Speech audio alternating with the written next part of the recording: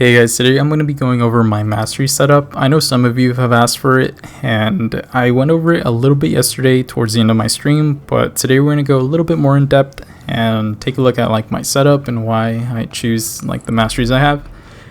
So yeah, let's go ahead and get started. As you can see, I have nothing in the defensive tree. I'm not really a fan of like a lot of the masteries here. Like this, the first one that you have to take, of course, is health, plus 70 health, plus an additional 2% of your base health. Not really that worth it. And the rest of these, like this one, armor, just gives you a little bit of added armor, reducing the attack, of your bots, increase the armor rating of your bots, reducing damage in order to survive 1% longer. It's not really that worth it in my opinion. The only one that does seem a little bit worth it, maybe this nano repair one for players that are starting off. This one will mainly only benefit like your 2-star characters a little bit, like your 3 stars, and I don't think it'll benefit like the 4-star characters. Having it at rank 3, it only recovers 400 health of your bots over 60 seconds each fight, which isn't really a lot. It is a lot for like the 2-star bots, but once you have like a maxed out 4-star and that's all that you're using, you're fighting those like tough missions, and in one hit basically this nano repair becomes useless because bots do a lot of damage. But yeah, overall in general, not a fan of these. Let's go on to the offensive tree though.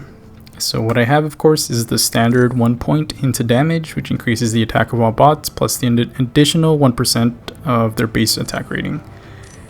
And I have this one maxed out, Sequencer. So after a special attack, after a 5-hit combo, use a special, and your special is actually going to do an additional 9% damage, which I think it's pretty good. And I also have Courage maxed out. A lot of people don't have this one maxed out, and I can see why. I'm actually reconsidering, having Courage maxed out. But once your bots drop below 50% health, you gain that extra 17.5% attack, and it's doubled whenever your bot drops below 10%, which is actually pretty big. 35% attack rating below 10%, which could be a good thing, especially on someone like Motormaster. So yeah, just one to consider. I'll keep it maxed out though for now. These two, Counterpunch and Gunslinger, I don't really like them just because, aside from having to sidestep like an attack or a projectile, your next attack only does an additional, percentage plus 6% attack on your next attack, and I really don't feel like that's worth it to invest points into these, as it's only like one hit that benefits from it. This one's Sniper. I feel like it is pretty good. I don't have any points into it at the moment, but I think once I max out Assassin, I'll probably put just 1 point into it. That extra 8% damage and block penetration is pretty good, I think, in my opinion, just for, investing 1 point into it. We all use range attacks, so Sniper might be a good one to invest a point or two into, because even at max rank, it's only 16% doubles, so I'm not sure if investing 5 points into Sniper is worth it. I think most of us just spend the majority of the time, going for 5-hit combos, so maybe just 1 point into that. I also have 2 points into Pierce Armor. I feel like this one's good. It also increases, the damage of your bots. So yeah. Critical hit and crit damage. I think these two are no-brainers. A lot of bots benefit from crits, and crit damage just amplifies the crits, which is always really good. And on to the next little tree, the middle tree. I've got 1 point into Starseeker. This one, I have to get it, of course, just to be able to unlock the glass cannon one. But Starseeker, it increases the damage of your bots exponentially after 100 hits. But I actually think it starts kicking in like after 50 hits. You start seeing your attacks like slowly increase in damage. I don't recommend maxing this one just because one hit from the opponent can easily break your combo. And, just having 1 point into it, I think it's pretty good. And up next, we have Glass Cannon. This one is definitely like a double-edged sword. And I know there's one mastery in here called the Double Edge, but basically you're just trading HP for attack. And if you're pretty good, if you don't get hit often, I feel like this one's a really good mastery to invest points into. It is one of the more expensive ones. I think it needs like those tier 2 mastery cores or whatever they're called. But yeah, at max rank, 7.2% extra attack in exchange for 7.2% health. I think that's a really good one. Unfazed, I really don't think it's worth it. This other one, Double Edge.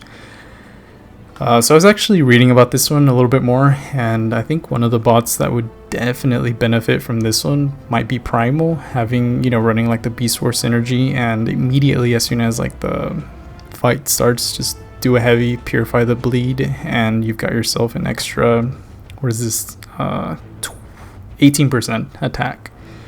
But I don't think it's worth the 5 points to invest into this, apart from all those mastery cores that you have to buy. But yeah, losing health in exchange for some attack, I don't think it's worth it. And finally, we have Despair. We need, of course, 1 point into this to unlock Deep Wounds, and at rank 1, all it does is for each debuff on the enemy, reduces their healing and repair effects by 5%. So good against Ratchet, and who else heals? I guess OG with the healing synergy, Shockwave. I don't know if it works on Waspinator. I don't think so, because I think he purifies everything upon his death. Suppression, don't think it's worth it. Opponents trigger 10% fewer abilities and repair 20% less while stunned. Stupefy, I think this one was broken and it was really good for a while. I don't know if a lot of people invest points into this one. I don't feel like it's let's see, when your bots inflict a stun, it lasts an additional 0.1 second. The amount is doubled when your bots are controlled by AI on defense. Yeah, I guess having it maxed, that would be an extra second of stun, which could be useful, but too many points to invest. There's a lot of other masteries that I think would benefit the most. This one's coming soon, so can't do that one. And finally, Deep Wounds. This one I invested a lot into, all the way up to rank 5. So bleeds on your bots inflict last 30% longer. Having them last 30% longer, there's a couple bots that really benefit from this. One of them, of course, being Drift. The longer the duration of bleeds, the higher his evasion. Bone Crusher, his pure hate signature, increasing his attack and power, just extends the duration of that. And someone like Rhinox also benefits from this. He deals extra damage on his melee hits on a bleeding opponent, so that just allows him to, I guess, get off a couple more combos while the opponent is bleeding. So just extending like bleeds, I feel like that's really good. And on top of that, it has this added little effect. If you have more health points than the opponent, their bleed also strikes down an additional 1.4% max health from enemies instantly.